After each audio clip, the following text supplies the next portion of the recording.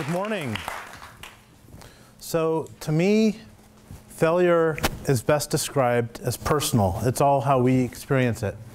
I'm going to start off with a short story about my dad. And my dad was an engineer. He had the pocket protector.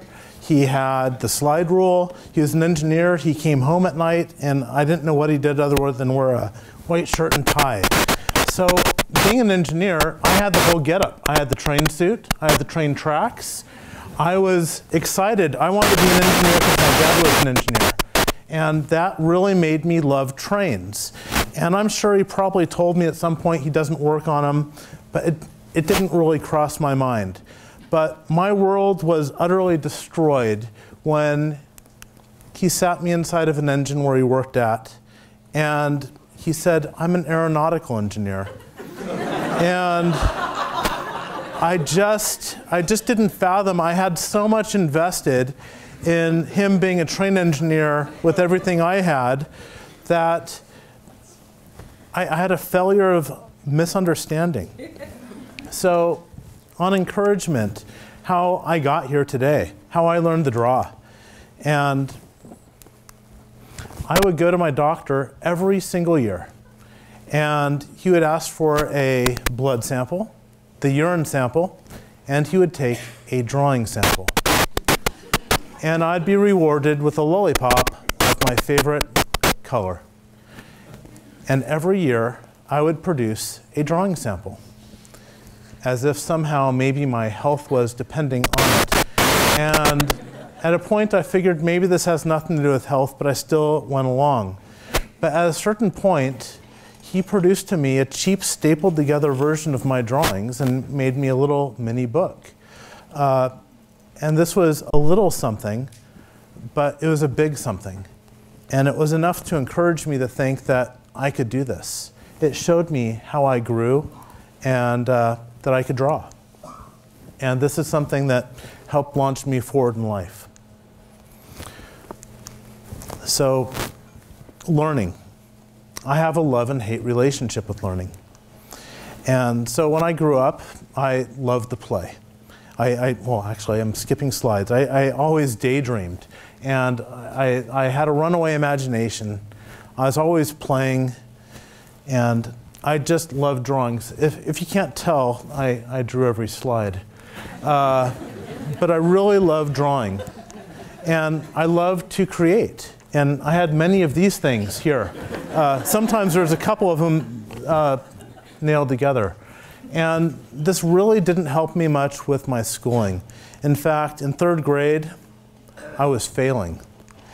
And while the other kids were playing on the school grounds, I was in the trailer, the speech trailer, learning to pronounce my R's, my S's, my P's, write my letters the correct way, and even form sentences. I wasn't getting some basic things right.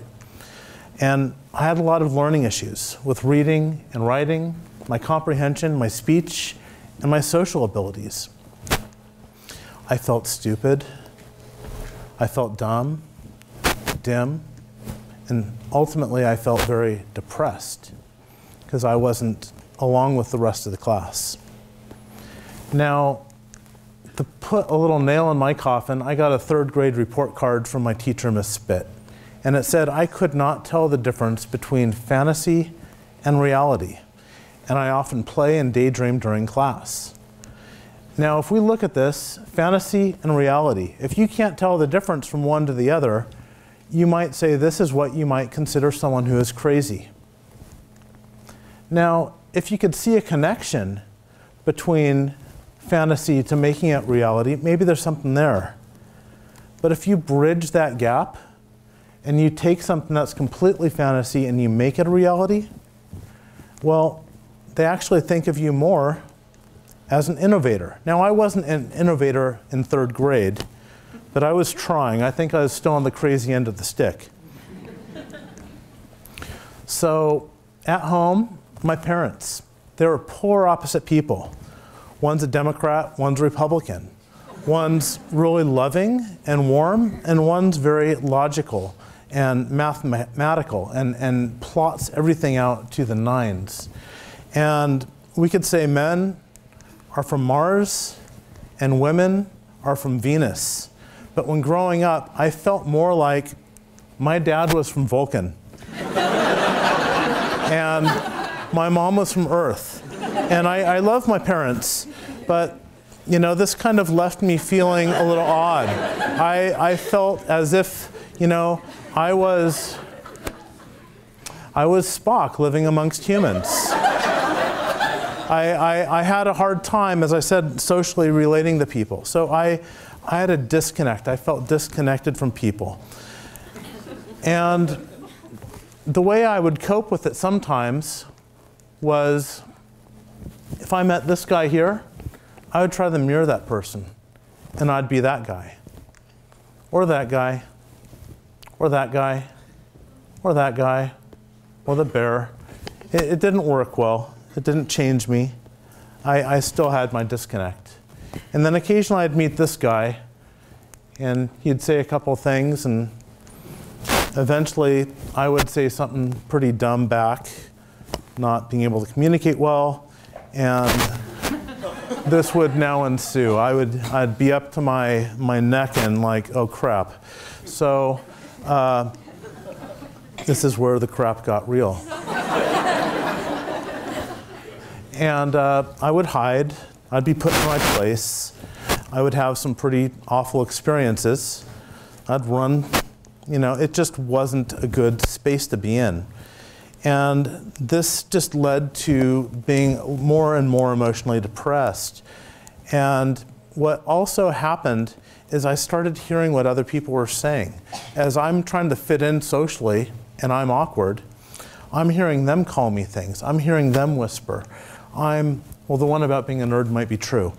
But the point being is, this is what was happening. And it got bad, and it made me feel broken and isolated and in need of help. And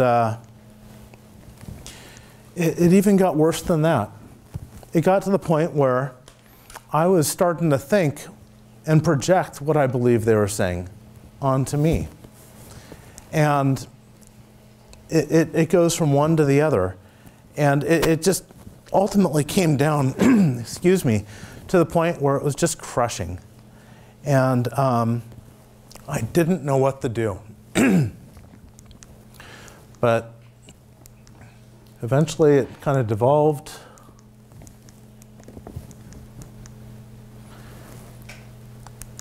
And then 1977, I'm 10 years old, and this is the greatest year ever.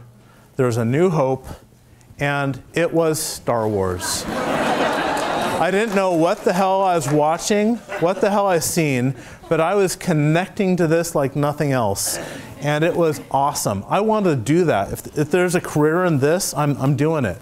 So there's Star Wars, and the arcade started to have a rise. And I was just really interested and obsessed with video games, and the Atari and the Game Boy.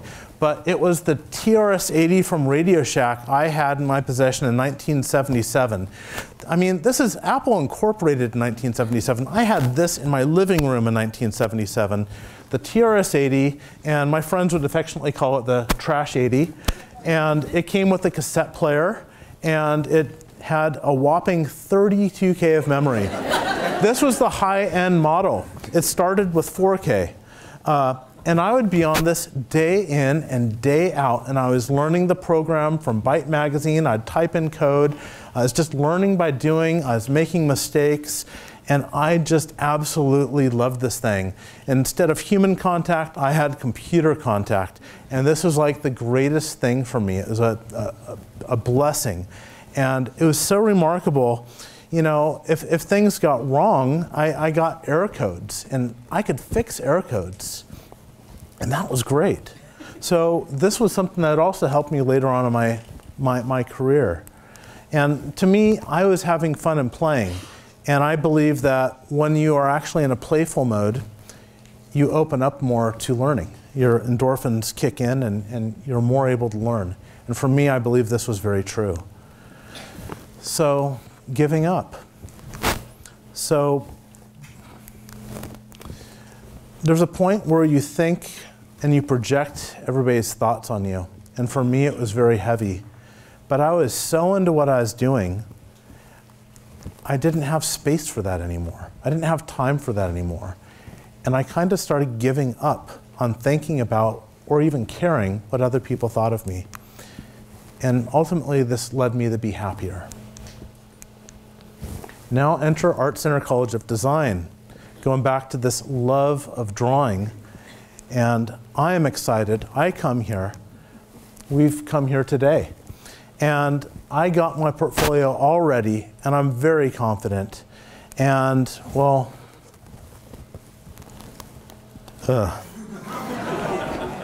yeah, I got rejected. So it hurt a little, but I got at it. I went to the Art Center Night program, and I worked really hard at home. And I just worked on my drawing skills for a year and a half. And eventually, I was accepted. And this was really a passion of mine. Again, drawing, and obsessively drawing. And this is where I found my passions, and this is where I found my tribe. People that I could relate to, people that I could connect to, people that wanted to also learn to communicate visually. And then this is me on graduation day here. This is 1993. I took the long route. I started in 1986, so I took a long route through the school. But after graduating, I was ready to become a freelance illustrator. And, you know, I had this plan that I've been baking up for the years I was here, and it was about ready to hatch, or so I thought. So, yeah. So what was this plan of mine? Well, I was going to go ahead and I was going to fly out to New York City. I was going to become a freelance editorial illustrator, and my best friend was going to be the FedEx guy and the postman, and I was just going to talk to art directors on the phone. And that was going to be the life. But instead, I ended up moving back home with my parents, and I was hungry for work. So 3 years later, and I started dating Linda, my wife. And we fell in love, and it's a story for another day. But we created a company together shortly after around learning. We had a brief business plan. We had $20,000. I pretty much gave up my illustration business, and editorial illustration started to die at that time too, as clip art started to come in. And we did online learning. It was on-demand video instruction. It was not a formal education in any regard. But this became my social community, the people I was with every day. These were all my friends and all my relationships. This was my creative outlet. We did covers to all the artwork, to all of our courses. And out of the thousands, I probably did somewhere between 500 to 800 covers and other artwork. And we worked 24/7 constantly. Me and my wife would go to dinner, we'd talk about the business. We'd go anywhere, it was always about the business. It was also the lifestyle I had. Everything was compacted into this one event. So failure and learning are connected, in my opinion. So I'm going to show you how this works through the concept of riding a bike, which I hope that most of us have done in our lifetime. So we start with Exhibit A, bike. We crash. We add the training wheels. And we're still crashing. We're going over the handlebars. We're messing up here and there. It's not always good news.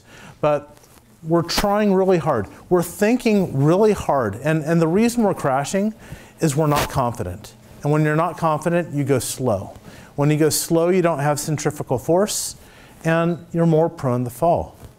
So here we're falling and falling and falling.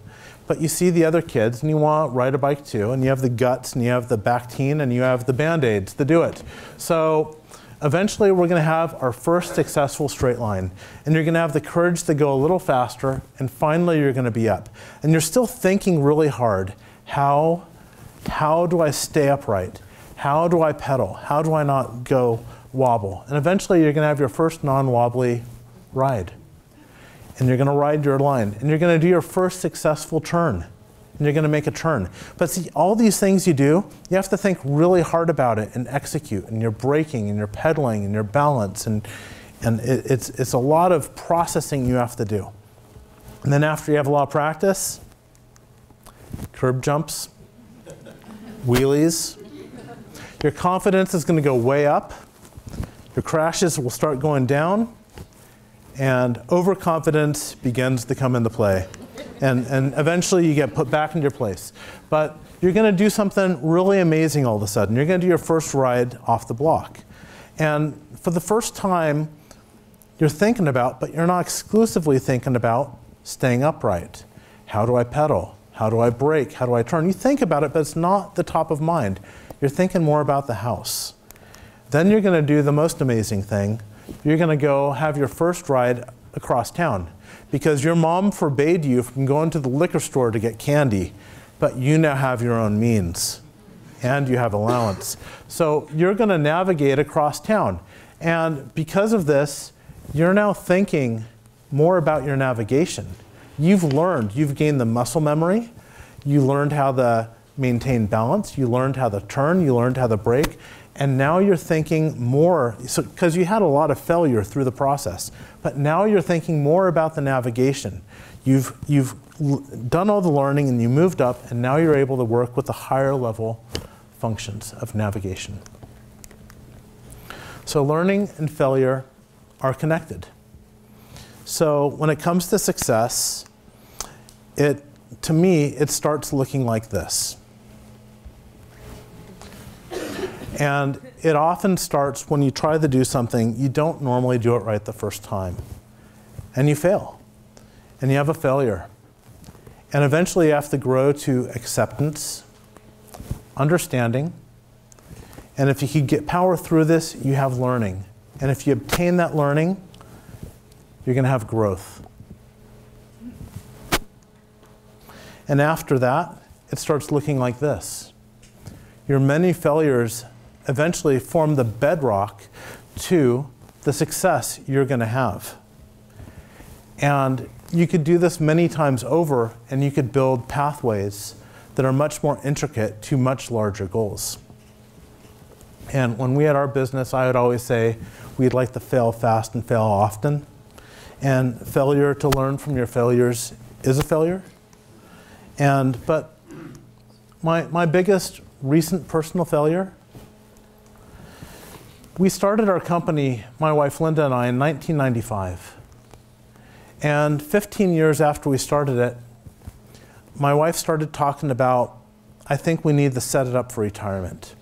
When I turned 65, and at that time it was probably close to 10 years from that point, she wanted to make sure she could retire. She wanted to make sure that was a possibility.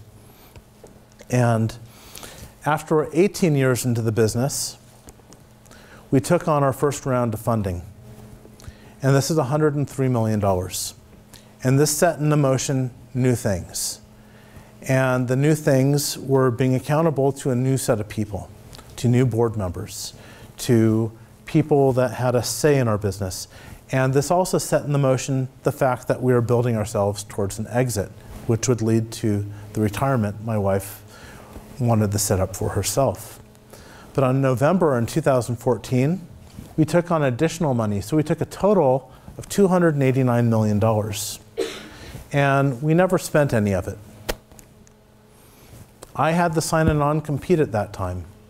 And it said I can't, for several years, do what I've been doing. I can't consult or talk or work with other people in the learning space for 2.5 years. And it was April 9th, 2015, we went what they call unicorn. This is something only 14 companies in the US actually did. And that is when you sell your company for over $1 billion. So that happened. And you're probably saying, this looks like an amazing success story. And how is this my personal failure? And well, that day that it happened, I had 5,500 emails. I normally get about 100 a day. I got a lot of Facebook requests, LinkedIn, hundreds of phone calls. I had, they exist, hedge fund managers and bankers and family and friends, many which I actually called. They were the only people I contacted. And I responded to none of them. They weren't the important contacts for me. And to me, it wasn't like I was unplugged. This time, with my life, it was more like the cord was severed. And I sat home on the couch, completely stunned. It was practically both joyous and painful. I lost my creative outlet. I could no longer walk into the door of my company. I lost my collaborators, my friends, my entire social life. Everything we were doing. In fact, I didn't feel like I was done. I felt like there's so much more in the educational space I wanted to do. And I literally was just stunned, and I didn't know what to do with my energy. And it was tough. But I failed to predict it, even though my wife told me she wanted to retire. I failed to plan. I didn't make a plan B. I lost the creative outlet, my collaborators, and the lifestyle in the world I had was gone. So I had to wake up the next day and say, who am I and what am I doing? I invested so much in what I did and so much my identity was there. It was really the most stunning blow I ever have faced in recent memory. But the idea I want to share with you today is that we each define our own failure and success. It's very individual. And a failure to me is a big success to others. And success and failure are not binary things.